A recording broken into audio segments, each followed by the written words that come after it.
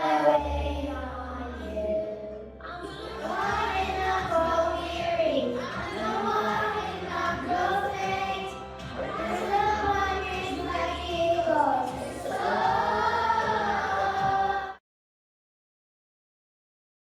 Who's ready to learn something that's really amazing, but really, really, really, really, really hard to do?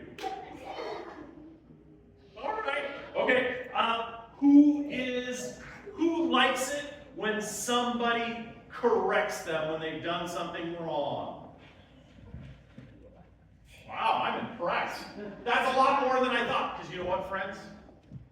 I don't like it when somebody corrects me when I'm wrong. Sometimes I get embarrassed.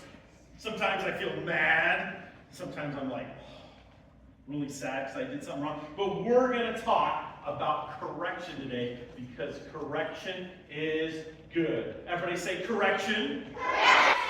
Is good. All right, say it all together and give me a thumbs up. Correction is good. Proverbs are a collection of wise saying. Everybody go. All right. And so, here's what it says. Take good counsel and accept correction. That's the way to live wisely and well. Proverbs 19:20. We're going to talk about a lesson from the Bible today where the sin, the mistake, needed correction, and it was serious. David burned with anger against the rich man and said to Nathan the prophet, "As surely as the Lord lived, the man who did this must die. He must pay for that lamb 4 times over, because he did such a thing and had no pity." Then Nathan the prophet said to David, that's actually what he said. David, you're that man. You took something from somebody. You're the king. You've got whatever you want. But you chose, instead of being happy with what you had, to take something from somebody that didn't have very much. You're the man. You did it, and that's not right. David could have been embarrassed. He could have went and ran away. David could have gotten angry. I'm the king. I can do whatever I want. You can't tell me what to do. David could have gotten defensive. He could have tried to blame someone else. I really didn't mean to do that. Maybe I didn't remember that it was his wife. Maybe I didn't remember that he was going to be in that really tough battle. David could have done a lot of things. He could have tried to avoid being corrected. But instead, the Bible tells us that David said, I have sinned. And against not only this man, but against God.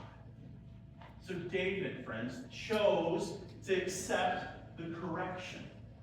David chose not to avoid it. Now, when David accepted the correction, guess what? There were still consequences.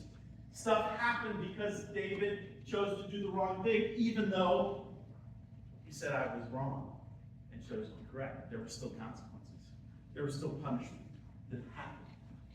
But what David did, and why we remember him as a man after God's own heart, wasn't because he was perfect, or wasn't because he didn't sin. It was because when he did, and found out about it, and realized what he had done, instead of running away from God, he ran back to God. Instead of avoiding or not liking correction, David chose to take that correction and do the right thing. Instead of continuing to brush his teeth with a shoe, he chose to do it the way you're supposed to, right? That was pretty silly. But anyways, so, friends, everyone messes up. Everyone makes mistakes. Maybe they're not quite as bad as David's, right? I hope you don't steal somebody's wife and then have them killed. But this week you might choose To not be so nice to a friend. You might need to be corrected on your math homework. You might need to have your spelling words corrected. All right? You can choose to accept correction because it's good, or you can choose the opposite. And then the consequences can get even worse. So, correction is